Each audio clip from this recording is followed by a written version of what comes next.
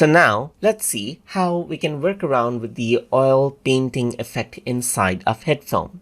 So over here you can see that I have a clip right here, and under the effects tab right here, let me just go around over here and then expand out the stylize folder right here.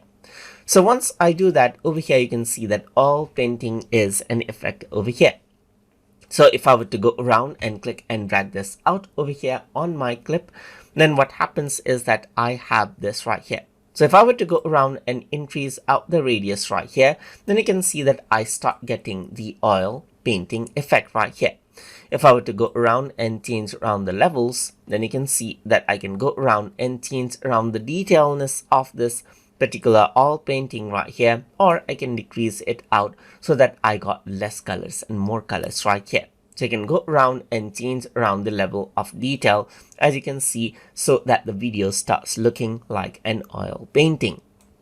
So this is how you can work around with the oil painting effect inside of HitFilm. So I hope you guys learned something as always. And as always, please like, comment, share, and subscribe